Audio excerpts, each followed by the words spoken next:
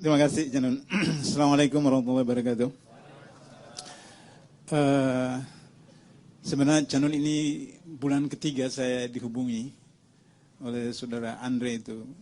Baru saya bisa yang pertama, sarjana eksata, sarjana S1 saya 2 soalnya, sarjana hukum juga. Jadi sehingga dengan begitu maka saya harus mengerti betul. Yang pertama, 2050 sekitar itu, Indonesia hilang dari peta bumi, Janun. Hilang dari peta bumi. Jadi 2050-an ke atas itu ada buku sejarah Asia Tenggara. Pada tahun 2049 pernah ada sebuah negara antara Australia dan Asia Tenggara yang bernama Indonesia. Jadi pernah ada. Ilustrasinya sederhana. Karena di sini ada disebutkan, teman-teman sediakan tentang surah Al-Qamar. Ya, dalam surah Al-Qamar itu dikisahkan bagaimana Allah menghabisi kaum Ad, kaum Samud, kaum Nuh dan seterusnya. Karena keingkaran, karena kemaksiatan. Tsunami Aceh didahului dengan tari telanjang di salah satu tempat di Aceh. Dan kemudian setelah tsunami Aceh, Indonesia sampai kiamat tidak berhenti gempa bumi, kecuali Kalimantan. Karena Kalimantan tidak ada gunung berapi. Sampai kiamat. Sumatera, Jawa, Bali, NTT, NTB, Maluku, Maluku Utara, Papua, Sulawesi. Yang jadi problem adalah bahwa kalau rumah kita tiangnya rusak, kita boleh ganti tiang. Atap bocor bisa ganti bocor. Kalau hutan gundul bisa kita reboisasi. Tetapi ketika tsunami Aceh yang terjadi adalah patahan di dalam bumi. Di dalam bumi. Bagaimana kita mau cor bumi di dalam itu? Nggak bisa. Satu-satunya cara adalah kita mengundang Allah datang ke Indonesia. Kita minta Allah menggunakan hak kun fayakun, selesai. Maka Allah mungkin akan mengatakan begini, oke, saya gunakan hak prerogatif saya, kun fayakun. Tapi salah satu syarat adalah ikuti cara saya, kemauan saya, ketentuan saya, yaitu jangan korupsi. Nah, ini orang KPK yang bicarain, jadi susah melepaskan diri dari soal korupsi. Kenapa saya hubungkan dengan korupsi? Karena ada hadis, orang yang makan makanan haram, minuman haram, makanan subat, minuman subat, sholatnya 40 hari tidak diterima, doanya 40 hari tidak diterima. Sehingga dari tahun 45 sampai sekarang, 69 tahun, menurut matematik, 69 tahun kita naik haji, sudah selesai persoalan kita. Sebab hadis sahih, haji di padang Arafah itu, wukuf di padang Arafah itu, seperti baru lahir dari rahim ibunya. Padahal setiap rombongan haji itu ada satu menteri, ada satu gubernur, ada satu wali kota, ada satu bupati, ada satu guru SMP, SD, dan itu semua. Tapi bagaimana bisa hajinya mabrur kalau mau pergi haji nyogok orang departemen agama? Jadi kasihan malaikat, sedih malaikat. Begitu sedih malaikat sampai kemudian iblis tertawa terbahak-bahak. Sehingga dalam satu seminar iblis internasional, perwakilan iblis Indonesia menyatakan, bos kami resign, tidak mau bertugas di Indonesia. Marah pimpinan sidang, kenapa Anda tidak mau bertugas di Indonesia? Indonesia itu negara berpenduduk umat Islam terbanyak di dunia, negara berpenduduk keempat terbanyak di dunia, sumber daya alamnya banyak sekali. Kata iblis, aduh bos, kami di sana non-job, nganggur.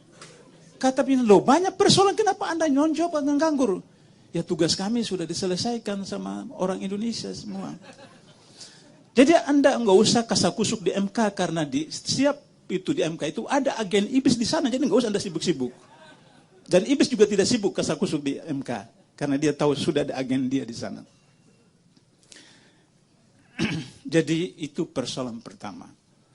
Anda tahu Lapindo itu 32 tahun sunatullah. Baru berhenti. Sekarang baru tahun ke-7 kalau tidak salah. Masih ada 25 tahun lagi.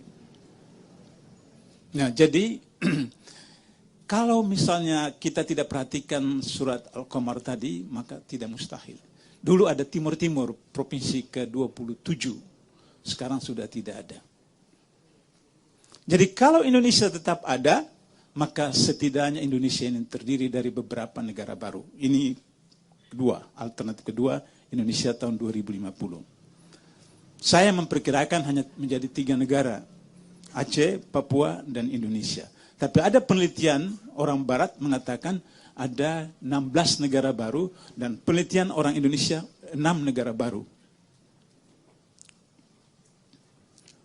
Anda lihat pemilu kada, dahsyat. Untuk menjadi kepala desa saja, di salah satu desa Tegal, tahun lalu, dia harus habiskan 1 miliar untuk kades. Untuk kepala desa saja 1 miliar. Bagaimana untuk bupati, bagaimana untuk gubernur, bagaimana untuk wali kota, bagaimana untuk presiden. Jadi kalau masalah presiden laporkan capres, satu capres laporkan keuangannya ke KPU atau ke KPK cuma sekian ratus miliar, tapi yang keluar itu kan triliunan. Jadi iblis pun bingung juga. Bagaimana punya uang lapor ke KPK ratusan miliar tapi biaya triliunan seperti itu. Jadi beberapa negara baru. Yang ketiga, Indonesia ada pada 2050, ada pilpres, ada pemilu kada, tapi semua itu hanya melaksanakan perintah dari satu superpower. Kenapa? Karena utang kita pada 2041 itu tidak bisa kita bayar. Mari saya sebutkan angka-angka sehingga saya katakan ini bukan paranormal tapi matematik. Utang kita bulan Juli tahun 2010 sebesar 1.727 triliun. Dibayar dalam 3 termen, 2011, 2015, 2016, 2021, 2021, 2041. Karena itu saya ambil angka 2050. Kenapa saya ambil angka 2050? Karena setiap tahun ada utang baru.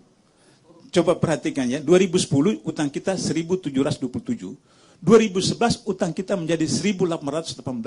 2012 utang kita menjadi 2.000 triliun. 2013 kemarin utang kita menjadi 2.023 triliun. Sehingga kalau Anda yang pakar statistik boleh hitung, tolong bantu saya, kirim SMS ke saya. 2041 akumulasi utang kita berapa?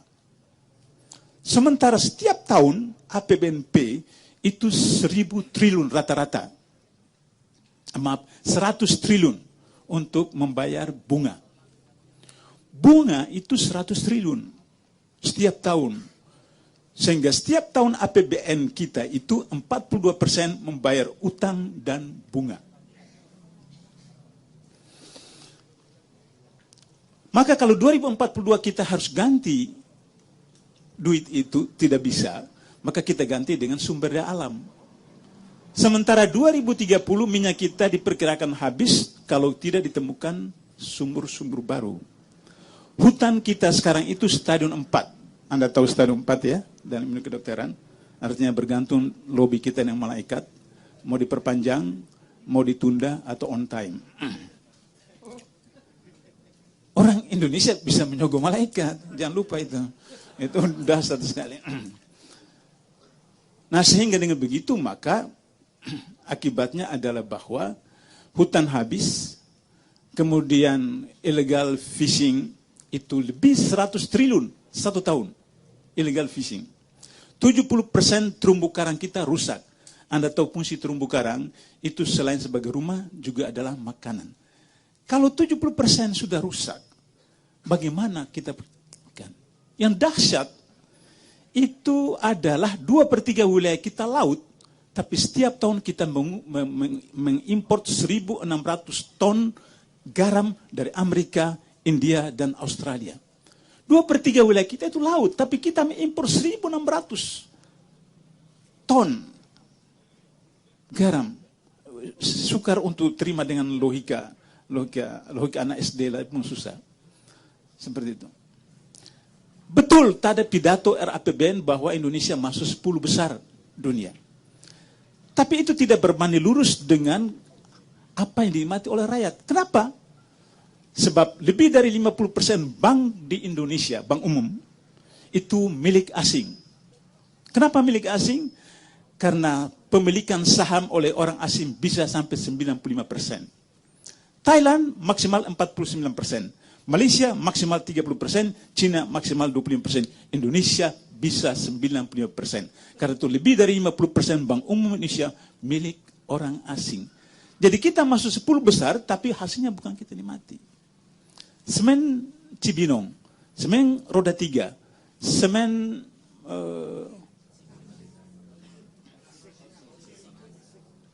dengan demikian bisa dimengerti bahwa kita masuk 10 besar secara ekonomi makro, tapi hasilnya tidak dinikmati oleh rakyat kecil.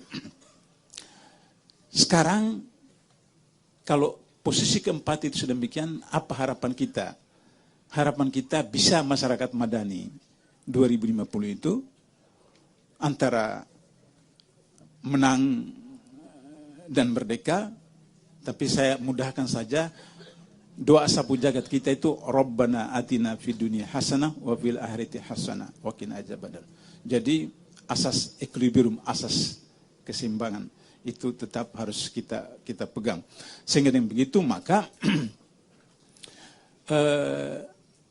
kalau misalnya semua pihak mendukung KPK, parpol, LSM, universitas, lembaga pemerintah itu mendukung KPK melaksanakan reformasi birokrasi, maka ini membantu. Paling tidak sampai 2050 tujuan kemerdekaan bisa tercipta. Tujuan kemerdekaan itu kan mencerdaskan bangsa, mensejahterakan rakyat aman damai dalam NKRI, dan menjadi satu negara yang berwibawa di dunia karena turut men-trigger terciptanya perdamaian dunia yang abadi. Tadi Mas Taufik bicara tentang malu sebagai orang Indonesia. Anda mungkin baca di Ustadz sahabat yang populer sekarang, saya lupa.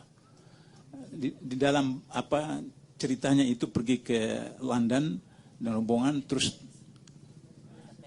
bukan.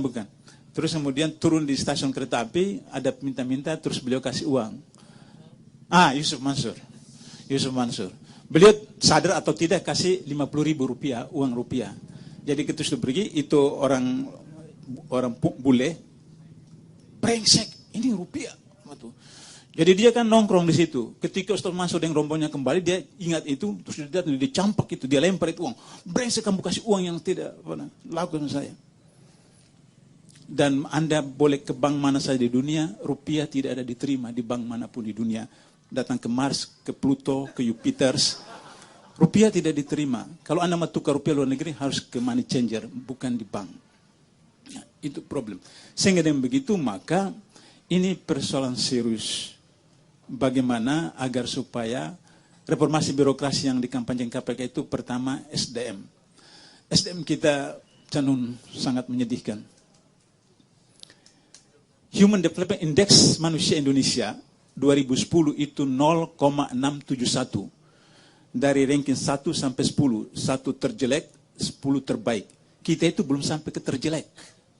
Karena terjelek itu 1 sampai 10. Kita itu 0,671. Jadi kalau ada TKW kita diperkosa, ada TKI kita dikerjain, jangan Anda marah dan Anda demonstrasi. Itu sah-sah saja, karena kualitasnya untuk diperkosa. Uang tidak sampai 1. Kalau kualitasnya baik, tidak mungkin suaminya izinkan dia pergi kerja keluar. Tidak mungkin orang tuanya membenarkan anak perempuannya pergi ke tempat lain, karena kualitasnya.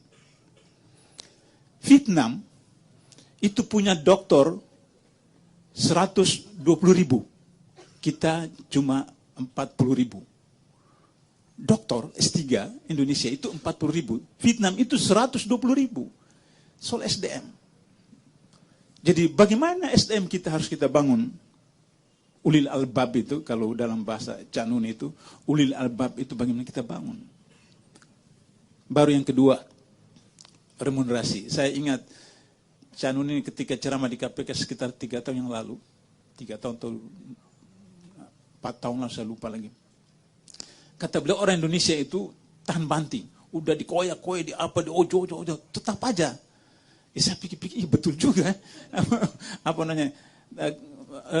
Tidak punya pekerjaan bisa hidup. apa namanya, ya, atau berdiri di samping jalan ada orang parkir mobil terus kiri. Sudah hidup, apa namanya, ya perapatan lampu traffic light, polisi lalu lintas lagi ngopi di traffic light, ada Pak Oga di situ. Anak saya yang dari Malaysia dan bilang, Pak itu polisi buat apa itu? Jadi lagi ngopi, kemudian Pak Oga yang ngatur seperti itu. Bisa hidup seperti itu. Jadi itu problem persoalan remunerasi. Nah, persoalan remunerasi itu adalah bagaimana mengatur agar supaya orang itu dibayar sesuai dengan prestasinya. La yukalliful nafsan illa wus'aha. Sistem merit, orang dibayar sesuai dengan prestasinya. Bahasa di kampung saya, kalau bangun siang, rezeki dicaplo ayam. Kalau bangun subuh, banyak rezeki. Yang ketiga, fungsionalisasi IT. KPK itu tidak akan tangkap Ketua Mahkamah Konstitusi, tidak akan tangkap semacam-macam itu kalau tanpa bantuan IT. Negara-negara Skandinavia, itu negara-negara termasuk negara-negara bersih, karena mereka yang memproduk IT. Mereka memproduk IT. Sehingga dengan begitu, maka bagaimana kita memproduk IT itu, memfungsionalisasi IT, sehingga dengan terakhir pengelolaan aset negara, aset daerah. Anda tanya menteri siapa saja, gubernur siapa saja, wali kota siapa saja di seluruh Indonesia ini, berapa nikel kita, berapa tembaga kita, berapa uranium kita, berapa emas kita, berapa batu bara kita. Tidak ada satu orang yang bisa. Anda mungkin kaget kalau saya katakan bahwa 2010 KPK menyelamatkan 114,9 triliun. Pertama kali dalam sejarah Indonesia. Dari uang migas. 114,9 triliun. Uang migas. Dan itu tidak dihebohkan di surat kabar karena surat kabar lebih suka siapa yang ditangkap, siapa yang dipenjarakan. Tapi kalau aspek pencegahan, itu tidak terlalu tertarik. Ketika kami tangkap rumah-rumah yang orang sudah pensiun, sudah mati dikubur, tapi masih ada yang tinggali, tumpangi rumah-rumah jabatan, itu diselamatkan berapa ratusan miliar. Ya, aset negara. Sehingga dengan begitu maka problemnya adalah persoalan politik kita itu menjadi serius. Selama undang-undang pemilu, undang-undang pilpres, undang-undang partai politik seperti sampai sekarang, sampai kapanpun Anda cuma berteriak-teriak dan itu tetap akan jalan terus. Kalau Anda mau melakukan perubahan yang fundamental, maka selain 4 hal yang tadi, maka Anda harus merubah bagaimana undang-undang kepartaian, undang-undang politik, undang-undang pilpres, undang-undang pemilu itu harus diperbaiki. Salah satunya adalah harus jelas dana partai. Karena semua partai korupsi karena persoalan biaya politik Indonesia itu dahsyat. Luar biasa. Ada 6M pemilu legislatif kali ini, 6M tidak terpilih. Ada 1,5 M terpilih. DPRD tingkat 2 rata-rata 700-800 juta. 700-800 juta. Nah, itu luar biasa. Bahkan yang di Jawa Tengah itu, dia lari ke Jakarta, numpang nginap di Masjid Sunda Kelapa, tawarkan ginjalnya karena dia harus bayar 700 juta. Karena tidak terpilih, dikejar-kejar lagi sama orang seperti itu.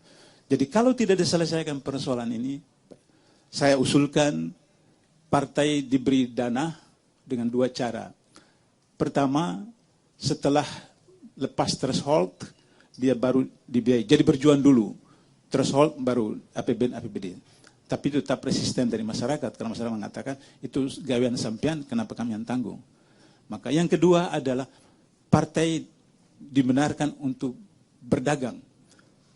Berdagang, berjual, buat bengkel ke, buat mall ke. Tapi tidak boleh melaksanakan kegiatan-kegiatan tentang pengadaan barang dan jasa pemerintah, tidak boleh. Kalau itu nanti mereka korupsi lagi. Tapi ya punya toko, punya mall, punya bantu. Dan cara itu maka kita bisa menyelesaikan satu pilar yang dahsyat, yaitu partai politik yang sumber dari segala sumber, sehingga akhirnya seperti ini. Itu beberapa catatan saya tentang bagaimana Indonesia pasca Pilpres. Makasih. Assalamualaikum warahmatullahi wabarakatuh.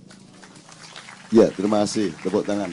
Mas Taufik, gimana Mas Taufik? Mas Taufik masih sudah harus pergi sekarang. Kalau gitu, Pak Abdullah juga? Enggak ya Pak Abdullah. Indonesia adalah bagian yang merepotkan dari diri Anda, kan begitu?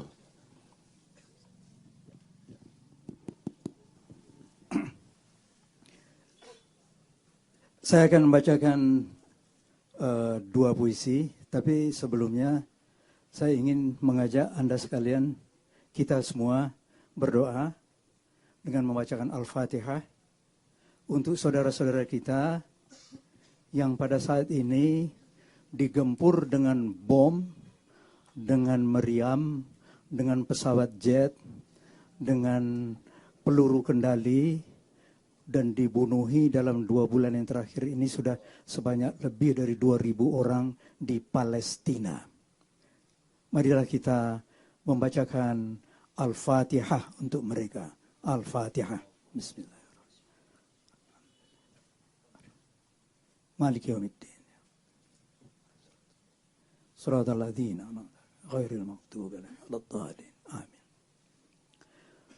Negara yang mengakui kemerdekaan kita beberapa bulan sesudah proklamasi dilantunkan, itu adalah Mesir. Memang resminya Mesir, akan tetapi sebenarnya yang menyokong kita itu adalah negara-negara Islam di sekitar Laut Tengah tersebut, termasuklah ke dalamnya Palestina.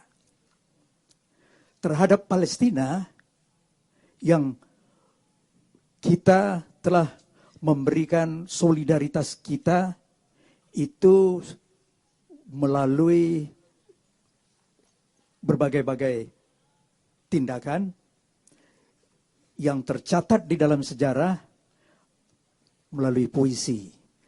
Puisi ditulis oleh penyair dari Aceh, Pak Ali Hashmi, itu ditulis pada tahun 1939. 6 tahun sebelum proklamasi kemerdekaan Indonesia, beliau sudah menulis puisi judulnya Oh Palestina untuk mujahidin di sana. Saya bacakan 1-2 bait saja dari puisi tersebut. Tanah di sana, kami di sini, dalam batin saudara kandung. Biar jauh berlainan negeri, mata bencana kami menanggung. Dari jauh kami doakan, bahagialah di kau Palestina. Rahmat bantuan Tuhan limpahkan, kemenangan sejati segera menjelma. Puisi ini ditulis pada tahun 1936, pada bulan Juni, tanggal 12. Alhamdulillah, solidaritas kita tinggi sekali sebagai umat Islam. Dan mereka, negeri-negeri Islam itu pun juga menyatakan solidar, menyatakan langsung mengakui kemerdekaan Indonesia. Mesir, beberapa bulan sesudah proklamasi kita. Karena itu, marilah kita, di setiap sholat kita, ya Allah, setiap sholat kita doakan umat Islam di Gaza, yang dihabisi, yang pada saat ini sangat menderita. Marilah kita tidak lupa mendoakan mereka. Puisi saya yang terakhir, judulnya Ketika El Maut Disembelih. Adegan ini adalah adegan hari akhir. Pengadilan sudah selesai. Vonis untuk umat manusia yang akan masuk ke neraka sudah diputuskan. Vonis untuk manusia yang diterima di sorga juga sudah diputuskan. Dan kemudian rombongan itu bergerak. Kemudian El Maut dibawa. Diletakkan di tengah-tengah mereka. Ketika hari pengadilan semesta selesai dinyatakan, ketika keputusan terakhir telah dijatuhkan, ketika sejarah manusia di jagat raya telah ditutup dengan resmi, meliputi berapa ribu miliar tahunnya, meliputi berapa triliun manusianya, membukakan panorama yang dahsyat luar biasa. maka manusia diantarkan masuk sorga sejauh-jauh pandangan mata rombongan mereka. Maka manusia digiring masuk api yang menyala sejauh-jauh pandangan mata rombongan mereka. Pada waktu itu, El Maut akan diletakkan di antara sorga dan neraka, kemudian akan disembelih sampai mati, habis riwayatnya.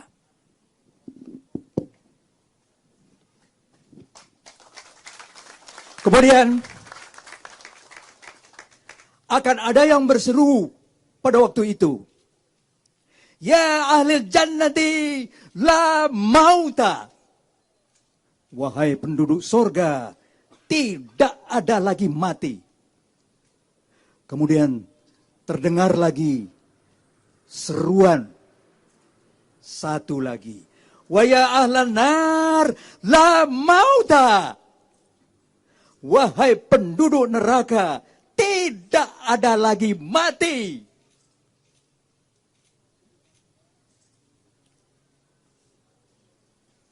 Setelah El Maut tak ada lagi, maka penduduk sorga hidup abadi, tidak mati-mati. Bahagia luar biasa. Setelah El Maut tidak ada lagi, maka penduduk neraka hidup abadi, tidak mati-mati. Sengsara luar biasa. Mudah-mudahan jamaah kenduri cinta ini termasuk dalam, mudah-mudahan keluarga dari jamaah kenduri cinta ini di rumah. Mudah-mudahan bangsa kita, mudah-mudahan umat Islam kita termasuklah ke dalam rombongan yang bergerak pada waktu itu ke taman sorga bersama-sama. Saya minta permisi, saya gembira sekali 14 tahun umur jamaah ini. Panjang umur hendaknya. Wassalamualaikum warahmatullahi wabarakatuh. Mas Taufik, mohon izin beberapa menit sebelum Mas Taufik kita lepas dengan penuh cinta. Saya mohon Ustadz Nur Somad, Syekh Nur Somad, Mbak Fatin sama Mas Sujiwo Tejo untuk maju ke depan. Saya bertemu di panggung. Fadol dulu. Silakan duduk dulu Mas, 1-2 menit supaya bertemu di sini. Mas Tejo, Syekh Nur Somad dan Mbak Fatin, saya persilakan. Teman-teman tolong dijemput beliau dan diberi jalan. Atau barangkali masih makan di galeria.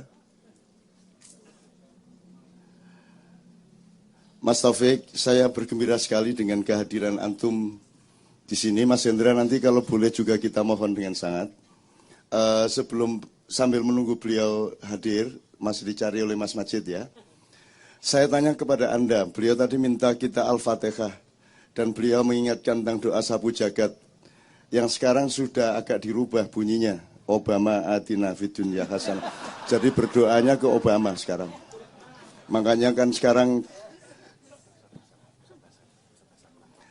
dan saya mohon dengan sangat saudara saya, ustadz saya, kiai saya, kekasih saya Ustadz Hasan Sahal untuk maju ke depan bersalaman dengan Mas Taufik. Aina antum ya akh.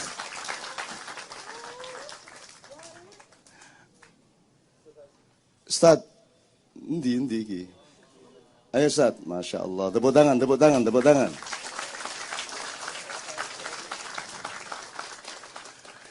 Kalau Ustadz Hasan tidak akan boleh minta izin duluan, tidak boleh. Ini pokoknya harus sampai akhir. Kalau Ustadz Hasan, ini sudah perjanjian dengan saya. Tolong sepatu beliau diakomodasi. Dan kalau beliau pamit pulang, sepatunya tolong disembunyikan. Demikian politiknya Nabi Idris ketika ke surga.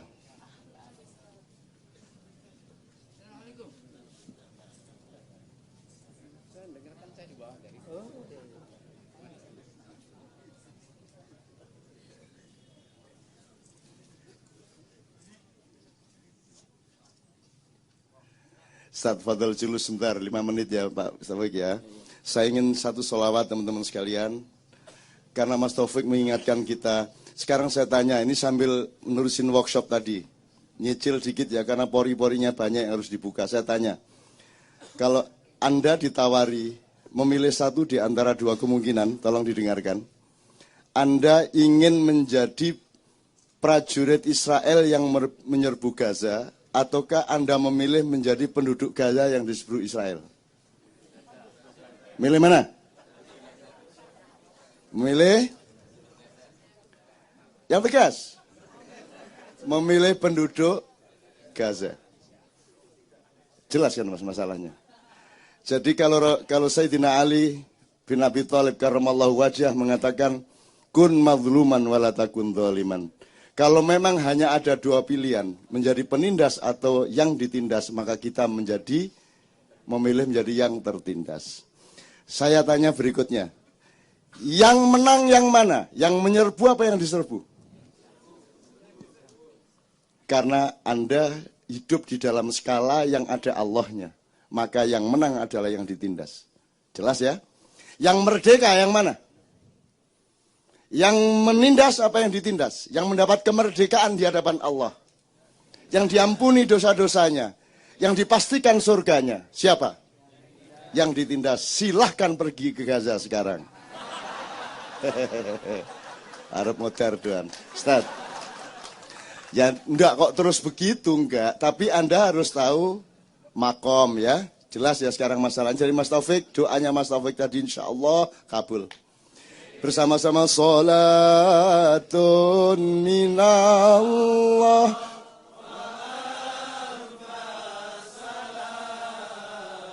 ala al-Mustafa Ahmad Syarifil Maqam salatun minallah wa antas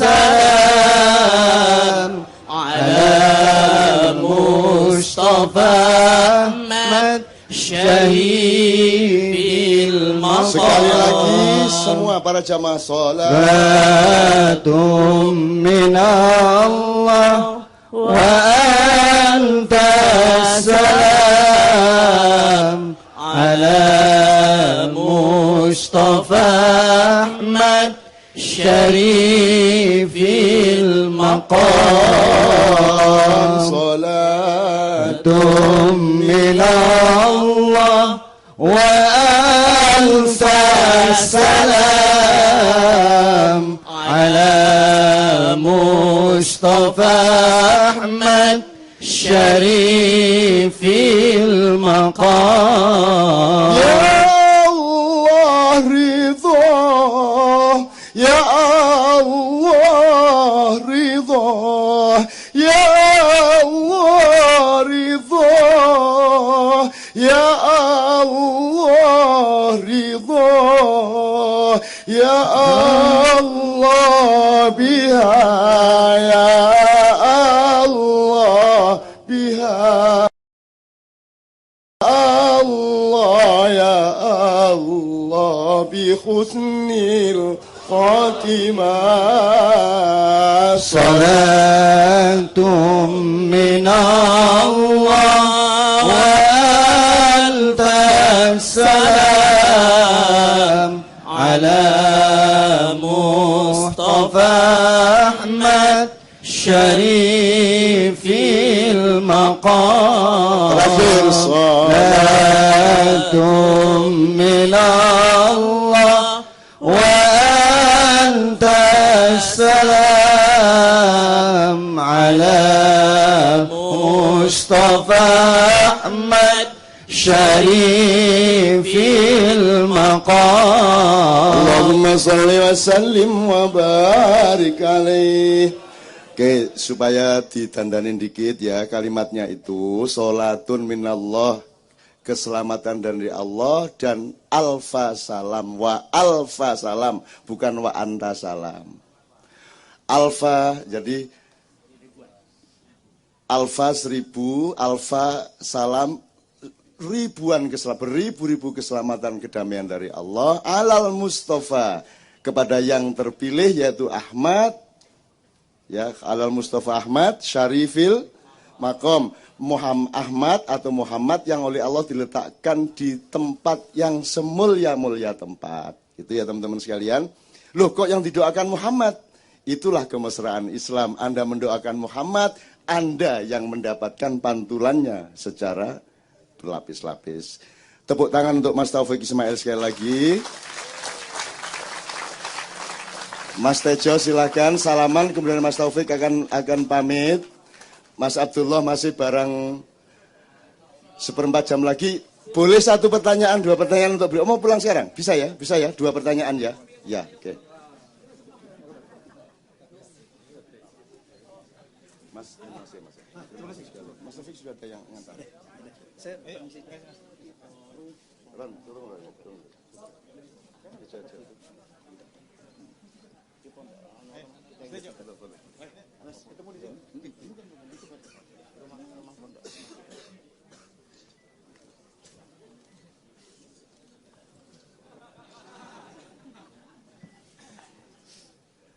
Oke, bismillahirrahmanirrahim. Ini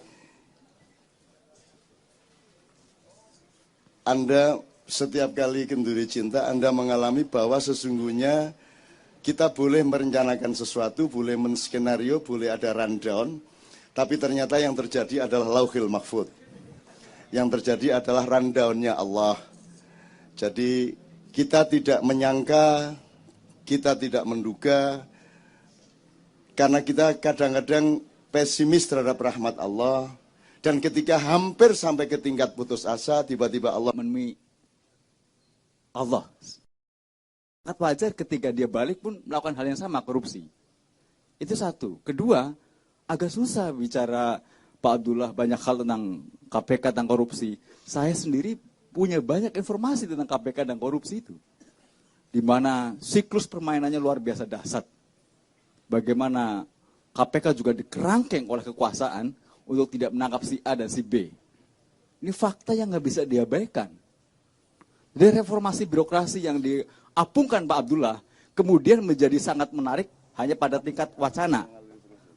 Terima kasih KPK telah menyeret banyak orang, tapi terima kasih juga untuk mengabaikan orang yang harus ditangkap. Cak Nun, saya mau tanya ke Mas Taufik tadi, tapi sayang sekali Mas Taufik, tapi saya mau tanya ke Cak Nun aja. Saya mendengar puisinya Mas Taufik, itu sangat, dalam bahasa Cak Nun mungkin sangat syariat. Tapi ketika saya membaca puisinya Cak Nun, katakanlah, Cak Nun, sebentar. Saya membaca begitu engkau bersujud misalnya. Cak Nun bilang, engkau bawa matamu memandangnya dipandang Allah. Itulah, engkaulah kiblat, misalnya gitu. Engkau bawa dipandang telingamu mendengar telinga Allah. Itulah tilawah suci. Cak Nun pada satu hakikat. Tetapi kemudian Mas Taufik sejak lama sangat berbeda betul dengan ayahnya Buya Khofar Ismail. Saya ngaji sama ayahnya setiap malam Selasa tahun 80-an. Ini sangat jauh dari kondisi Mas Taufik melihat puisi sangat syariat betul. Sementara Cak Nun sudah sampai pada ketemu Tuhan. Mas Taufik baru mau ketemu Tuhan. Nah ini tadi saya mau tanya ke Mas Taufik, kenapa bapaknya Mas Taufik itu sangat keras dan sangat hakikat betul. Mas Taufiknya sangat syariat betul. Nah ini Pak Abdullah, Cak Nun, saya cuman tolong Pak Abdullah, kebaikan atau memberantas korupsi itu dari diri sendiri. Menjamaahkan itu, jamaah jilbab itu tidak hanya kepala yang dijilbabi, tapi seluruh raganya dijilbabi. Nah kalau Pak Abdullah, saya banyak betul tahu tentang Pak Abdullah, tentang Bambang, tentang Johan Budi dan lain, karena kami berhubungan. Saya pikir, mari kita memberantas korupsi dari diri sendiri. Untuk, saya mau menyeret Pak Wamen, Nasruddin Umar, Loh, saya dulu dibiayain sama mertuanya sekjen. Misalnya kayak gitu. Kayak gini-gini Pak, yang agak susah. Maka yang harus ditangkap Menteri Agamanya dulu. Bukan sekjennya dulu. Bukan irjanya dulu Pak, partai misalnya. Nah ini saya tahu informasi ini hilir mudik di telinga saya bahwa KPK juga bermain. Bahwa yang melakukan penyadapan bukan dari KPK. Intelijen, BIN yang melakukan penyadapan yang merintah KPK. Terima kasih Cak Nun, terima kasih Abdullah. Makasih, Assalamualaikum warahmatullahi wabarakatuh. Oke, terima kasih. Pertanyaannya berupa lingkaran ya, jadi mungkin tidak bisa tuntas malam hari ini, tetapi saya kira masing-masing sudah punya file, sehingga ketika gelombangnya dihembuskan, insya Allah akan punya resonansi masing-masing gitu ya. Oke, yang kedua tadi Mas yang di sebelah, yang depan ya oke. Assalamualaikum warahmatullahi wabarakatuh. Terima kasih atas waktunya. Yang saya tanyakan cukup sederhana saja. Jadi saya sebagai orang awam yang sering mendengar istilahnya prestasi KPK gitu, saya cukup kagum dan mengapresiasi. Jadi pertanyaan saya sangat ingin membantu KPK. Jadi menurut Bapak Abdullah, langkah konkret apa untuk saya sebagai orang awam yang secara untuk membantu KPK yang bisa signifikan gitu, dampaknya secara signifikan. Jadi misalkan kalau oke lah kita nggak pakai jasa calo, tapi kan itu butuh ribuan orang, butuh banyak orang untuk melakukan hal seperti itu. Apa ada langkah signifikan gitu, langkah konkret yang signifikan untuk membantu KPK seperti itu? Terima kasih. Masih saya beri peluang untuk satu orang. Tolong bersegera, silakan Mas. Mas, Pak Rusdi, Syekh di sebelah sana. Ya.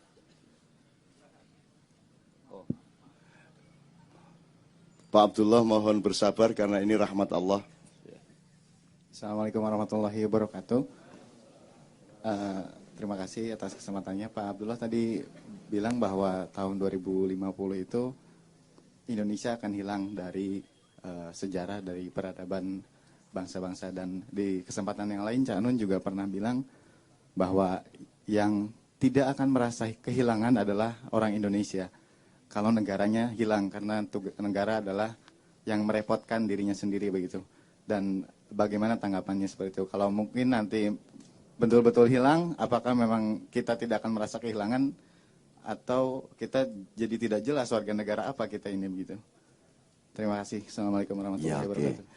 Oke, sebelum yang terakhir, sebenarnya kalau di sini nih Pak Abdullah, teman-teman tuh ada yang masih salah sangka kalau Indonesia hilang dari peradaban seolah-olah kita semua mati gitu.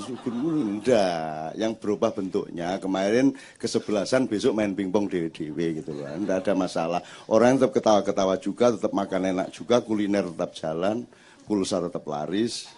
Enggak ada masalah. Ya cuman bentuknya berbeda. Dialektikanya berbeda. Dan nanti yang aturan-aturan yang tadi dikhawatirkan Pak Abdullah nanti bubar juga kok.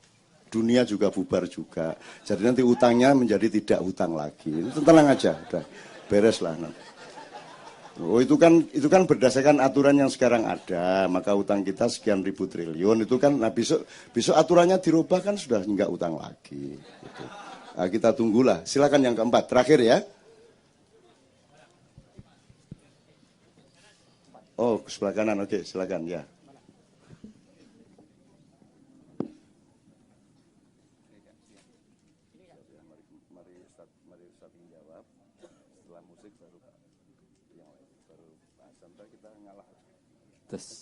Assalamualaikum warahmatullahi wabarakatuh. Saya ingin menanggapi pernyataan Pak Abdullah Yamuha mengenai partai politik. Yang pertama tadi Pak Abdullah memberikan solusi supaya ada dana dari pemerintah untuk menghidupi partai politik, sehingga political cost atau biaya politik itu tidak mahal atau tidak tinggi. Yang kedua, partai politik diberikan kesempatan untuk bisnis. Jadi partai politik bisa punya perusahaan, punya mall, punya usaha yang bisa menghidupi dirinya sendiri. Dari dua pernyataan tersebut saya punya pandangan, Pak. Sebaiknya partai politik dibubarkan semua saja. Jadi menurut saya Kenapa saya punya argumentasi seperti ini? Karena saya ingin tanya pada ahli-ahli syariat atau agama yang ada di sini, apakah ada landasan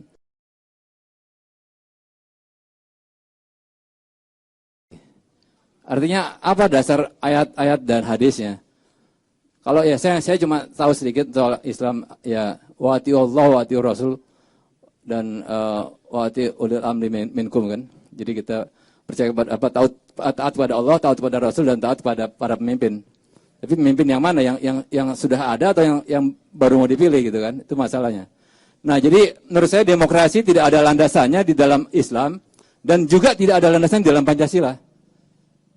Pasal keempat, kerakyatan yang dipimpin oleh hikmat kebijaksanaan dalam permusyawaratan perwakilan sama sekali bukan demokrasi menurut saya. Itu adalah musyawarah. Musyawarah untuk mufakat. Dan musyawarah untuk mufakat bukanlah kompetisi.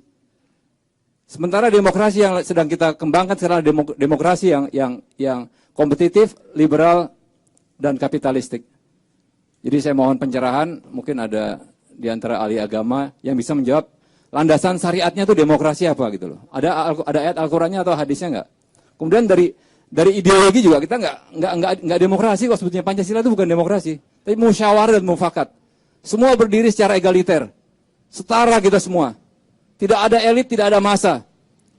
Ya, jadi kalau partai politik itu pasti ada elitnya karena ada pendirinya. Ya, sementara ideologi kita Pancasila tidak mengajarkan itu seperti itu. Wassalamualaikum warahmatullahi wabarakatuh.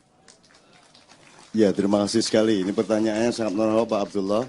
Untuk diketahui supaya ada settingnya, kalau di Ma'iyah ini sebenarnya sudah ada jawaban dari pertanyaan beliau tadi. Karena pakai pecinya dia juga nggak ada hadisnya. Jadi nggak ada Qurannya juga nggak ada. Karena itu termasuk ibadah muamalah. Ibadah muamalah itu tidak ada tuntunannya. Dia boleh kreatif, boleh ijtihad, asalkan tidak melanggar syariat. Kan gitu. Juga Mas, nggak usah khawatir soal demokrasi karena di Indonesia belum pernah ada demokrasi. Cuman ada mekanisme yang pura-pura disebut demokrasi. Jadi rasa cemas iki wong dudu demokrasi. Anda juga tidak usah bilang Indonesia takut bubar segala macam, ya wis bubar. Secara substansi wis bubar kabeh ya toh. Nggak ada, Indonesia itu sebenarnya nggak ada. Tadi sudah dikatakan 50 bank-bank kita, semua aset-aset itu sudah bukan milik kita. Jadi hakikatnya Indonesia sudah tidak ada. Yang ada adalah bineka, tapi tunggal ikannya Amerika, campur Israel, campur Singapura, kan gitu kan. Nah, itu tunggal ikannya. Binekanya sih masih tetap. Dan nanti kalau bubar, yang bubar itu tunggal ikannya. Binekanya tetap cengengesan, peringisan, teplek, remi, otok. Ya toh, tetap gitu. Nanti bikin keramat tunggak lagi. Yes, garu-garuan ada. Oke, tepuk tangan Pak Abdullah. Ini terakhir antum mohon dengan sangat menjawab semuanya. Tidak final jawabannya pasti, tetapi ini dialektika yang mudah-mudahan nanti akan bisa berlanjut. Tafadhol Ustaz. Ya. Yang pertama, penanya pertama, di KPK itu dari pimpinan sampai paling bawah semua manusia. Tidak ada malaikat di KPK. Karena semua manusia pasti berbuat salah. Orang yang tidak berbuat salah cuma para nabi dan rasul yang terlindungi. Oleh karena itu maka di KPK kalau ada yang salah itu langsung diproses. 8 tahun saya di KPK menjadi 5 kali ketua majelis kode etik dan 5 kali anggota majelis kode etik. Sama ilustrasi saja yang paling sederhana. Seorang pegawai KPK meng-SMS teman pegawai KPK mau ketemu siang. Pegawai perempuan ini ada di luar, tugas luar. Terus kata pegawai perempuan itu, tunggu aja saya di luar Pak, nanti saya kembali kantor. Kata pegawai laki-laki KPK, oh enggak, ini soal pribadi, mau ketemu di luar. Maka ketemulah mereka di luar, di restoran Padang di jalan, di Harmoni sana. Perempuan itu dengan temannya tugas luar, kemudian makan siang di situ waktu istirahat. Teman perempuan tanya, ada apa Pak? Sampai serius betul. Kata laki-laki ini, saya mau menyatakan bahwa saya suka sama Anda. Loh, jadi dia menyatakan cintanya. Loh Bapak gimana sih? Bapak kan tahu saya sudah punya suami dan Bapak kan sudah punya istri. Kata pegawai laki-laki ini, kalau saya tidak sampaikan bisa saya gila karena itu saya harus sampaikan. Dan kemudian pernyataan itu diikuti dengan beberapa kali SMS. Sehingga perempuan ini terganggu konsentrasi kerjanya. Sampai terbawa-bawa sampai ke rumah, jadi pemurun dan seterusnya, mengganggu kinerja dirinya, kinerja unitnya. Suaminya bingung, akhirnya suami selidik-selidik, akhirnya suami penasaran, lapor ke KPK, ke pengawasan internal KPK. Diproses. Sampai kemudian dengan SOP di KPK, sampai ke Majelis Kode Etik KPK. Ketika disidangkan, maka keputusan Majelis Kode Etik pegawai KPK yang laki-laki ini diberhentikan tidak dengan hormat. Dipecat. Tadinya mau diusulkan di sorsin saja. Tapi kemudian setuju semua diberhentikan. Kenapa? Karena dia ini pengurus baik. Baik itu Badan Amal Islam KPK. Jadi semacam nazir masjid atau musola. Sehingga dia biasa kalau hari Jumat juga kirim pesan-pesan wasiat atau tausiah ayat hadis. Dan itu memberatkan dia. Maka kemudian dipecat.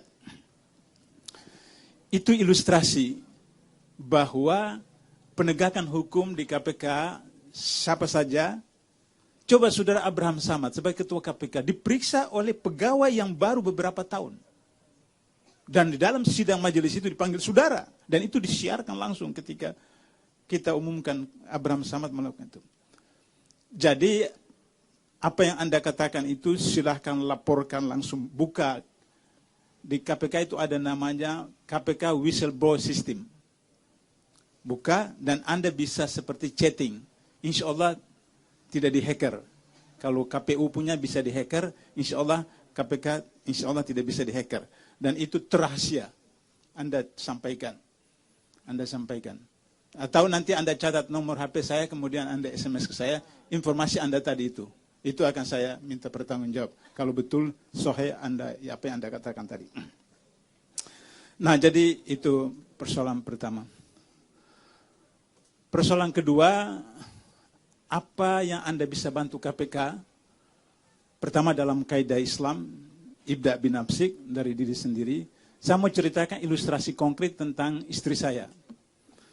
Sekitar 4 tahun yang lalu istri saya membeli motor second hand dari adik iparnya sendiri di Jakarta Timur, mau bawa ke Depok, karena saya tinggal di Depok. Untuk keperluan kalau ke pasar di kompleks di situ. Maka ada proses harus pindah alamat. Maka pergilah di Samsat Jakarta Timur, bayar macam-macam. Kemudian malamnya saya pulang, kebiasaan istri saya itu begitu lapor, berikan itu catatan, saya baca. Kemudian ada tertulis 75.000. Saya tanya 75.000 ini apa? Katanya uang apa gitu. Mana kwitansinya? Mana tanda itu? Enggak ada. Besok minta tanda kwitansinya. Dan istri saya besok itu datang ke sana, ke Samsat Jakarta Timur. Saya ingat wanti-wanti jangan beritahu bahwa Anda istri penasihat KPK. Sana minta, Pak minta kwitansi yang kemarin 75.000. Kata pegawai itu, oh enggak ada kwitansinya. Istri saya terus sodorkan kwitansi. Saya sudah bawa buku kwitansi Pak, silakan tanda tangan. Oh kalau begitu tunggu nanti petugas yang kemarin itu enggak ada. Ya saya tunggu. Istri saya sambil menunggu kira-kira 10 menit, terus pegawai tanya, Ibu kerja aktif di LSM mana? Dikira istri saya itu aktivis LSM. Oh enggak, saya suri rumah, ibu rumah tangga. Kira-kira 10 menit menunggu, kemudian pegawai dari dalam ruangan keluar ke si amplop itu kembali. Bu, uang ibu yang kemarin, silakan. 75.000 dikembalikan kembali kepada istri saya. Apa yang saya mau ceritakan ini, dan di mana sosialisasi, workshop DPRD saya ceritakan ini. Kalau setiap rakyat, setiap orang negara tahu hukum, tahu hak, tahu kewajibannya, maka mereka juga tidak main-main. Mereka juga tidak berani. Dan saya menyaksikan ketika saya dan istri saya ke Samsat di Depok, kemudian ada yang juga minta 75.000 dan kemudian istri saya tidak mau dan ada yang mau bayar, istri saya beritahu sama mereka, jangan berikan, kecuali ada kwitansinya, kecuali bayar di bank, kasir yang itu. Dan kemudian mereka juga Nah, jadi itu yang saya mau katakan buat Anda. Anda bisa melakukan pada diri sendiri, keluarga sendiri, dan seterusnya. Kalau saya queue di kereta api, queue di bandara, terus antri, terus ada yang motong ke depan, saya datang, tepuk bahunya, belakang. Kan kita tidak terbiasa antri kan, orang Indonesia. Tapi itu, dalam kereta api kalau di sebelah saya merokok, maaf, ini kereta api. Saya tugas di Bali, terus Bali, Surabaya. Mau terbang ke Jakarta, saya mau beli pesawat kembali ke Jakarta, terus calo datang. Enggak. Sampai semua habis perusahaan penerbang itu, terakhir dapat pesawat apa saya sudah lupa, baru sampai panggil itu 2 orang calo. Sini. Mana tiketnya tadi? Ini, dikasih. Dari mana Anda dapat tiket ini? Beli, dapat tuh. Terus saya cari polisi. Dapat polisi. Sini Pak, tangkap 2 orang ini, calo. Tangkap. Kata polisi itu, Bapak harus lapor ke Polsek bandara. Di mana polseknya? Sono. Sekitar 1 kilo. Waktu itu siang hari saya sedang saum, jalan aja. Sana. Lapor. Saya buat proses verbal, lapor. Sudah itu kira-kira 10 menit, polisi itu datang, antar itu 2 orang datang. Saya mau katakan buat Anda, di mana saja, dalam posisi apa saja, kan hadis populer, Canun hafal bahasa Arabnya itu, saya bahasa Indonesianya saja. Kalau kamu perhatikan satu kemungkaran, cegah dengan tanganmu. Kalau tidak mampu, dengan mulutmu. Tidak mampu, dengan hatimu. Tapi kasihan itu. Karena itulah selemah-lemah iman. Dan Anda, saya percaya, bukan orang yang lemah iman. Kalau tidak, Anda tidak datang ke tempat ini sampai jam begini. Pasti Anda punya iman kuat. Itu, yang kedua. Yang ketiga apa tadi? Yang ketiga tadi apa substansinya? Lupa tadi. Yang ketiga tadi. Demokrasi. Jadi begini Mas. Islam itu pernah masuk ke Prancis. Sampai ke Prancis Selatan. Lantas kemudian orang Prancis Selatan mengerti apa itu yang disebut dengan politik. Apa itu yang disebut dengan sekarang istilah demokrasi. Demokrasi bukan bahasa Arab. Demokrasi bahasa Barat, bahasa Eropa. Tapi dunia Barat pernah menikmati apa yang disebut dengan demokrasi itu. Kalau dalam bahasa Qur'annya, wa amrum syura bainahum. Mereka menyelesaikan, musyawarahkan persoalan mereka di antara mereka. Sehingga ketika bangsa Eropa ke Amerika, mereka bawa itu. Dan kemudian berlangsung sampai kemudian. Tapi terjadi kemudian penyimpangan-penyimpangan. Saya mau ceritakan pengalaman ketika pemilihan Abu Bakar, pemilihan Umar, pemilihan Utsman, pemilihan Ali. Pada waktu Abu Bakar dipilih menjadi khalifah, itu seperti sekarang ini, Pilpres. Semua umat Islam di kota Madinah memilih Abu Bakar langsung. Karena penduduknya cuma sekian itu. Tapi ketika Umar dilantik, maka kemudian Abu Bakar menunjuk Umar. Mengangkat Umar dengan persetujuan sahabat-sahabat utama. Jadi kalau ada misalnya putra mahkota, tidak salah. Kalau ada raja menunjuk putra mahkota, tidak salah. Karena Abu Bakar menunjuk Umar. Ketika Umar mau meninggal, ditusuk, maka Umar menunjuk tim formatur 7 orang. Umar tidak menemukan figur yang persis ketika Abu Bakar menemukan dirinya, maka beliau menunjuk formatur 7 orang. Itu persis zaman Orde Baru, sidang MPR. Sidang MPR itu ada formatur yang dipilih oleh rakyat, maka kemudian MPR memilih presiden, wakil presiden. Jadi sebenarnya cara-cara yang ditempuh oleh pemilihan Abu Bakar, Umar, Utsman itu pernah diterapkan di Indonesia. Persoalannya adalah sistem dan kualifikasi. Itu persoalannya. Karena itu tadi saya katakan undang-undang pemilu, undang-undang pilpres, undang partai politik itu yang harus dirubah. Kenapa pada zaman Rasulullah tidak ada partai politik? Karena memang tidak perlu ada partai politik. Karena langsung Rasulullah sebagai kepala negara langsung mempraktekkan Quran. Tapi jangan lupa pada zaman Rasulullah itu ada ormas. Ada ormas, ada muhajirin, ada ansor. Yang ketika Rasulullah mengangkat seseorang, menunjuk seseorang, itu memperhatikan aspirasi dari Ansor Muhajirin dan kelompok-kelompok lain. Sehingga tugas ormas itu adalah memperjuangkan kepentingan ormas-ormas itu yang tentu tidak bertentangan dengan syariah karena ada Rasulullah. Sekarang ini, yang kata bahasa Canun tadi, karena ini masuk arena muamalah, maka kaidah fikih tentang ubudiyah semua tidak boleh, kecuali yang diperintah. Tentang muamalah semua boleh, kecuali yang dilarang. Jadi misalnya kita mau makan apa saja, kecuali dilarang. Jelas, apakah babi, apakah daging, bangkai, apakah yang tidak disembelih dengan nama Allah dan seterusnya. Jadi muamalah apa saja kecuali yang dilarang. Sehingga dengan begitu maka untuk Indonesia yang tidak merupakan negara Islam, sehingga tidak diterapkan seperti cara Rasulullah, bagaimana? Maka tadi saya katakan, agar supaya tidak bertentangan, maka partai politik yang itu harus diperbaiki sistemnya, undang-undang dan seterusnya. Memang Indonesia itu negara anta beranta. Coba pada zaman Orde Baru 32 tahun, ada berapa kali pemilu, yaitu undang-undang mengatakan pemilu itu diikuti oleh partai politik, tapi Golkar itu bukan partai politik. Pada zaman Orde Baru, Golkar itu bukan partai politik, tapi ikut pemilu. Anda cari kamus di Jupiter, di Mars, di apa, itu Anda nggak temukan itu. Sehingga disebutkan Golkar dan partai politik. Peserta pemilu ada Golkar, partai politik. Jadi memang proses pembodohan rakyat pada waktu zaman Soeharto itu super dahsyat seperti itu. Tapi sekarang juga kemudian ya tetap juga bodoh kita. Jadi itu Mas substansinya. Yang terakhir tadi apa ya? Yang keempat tadi,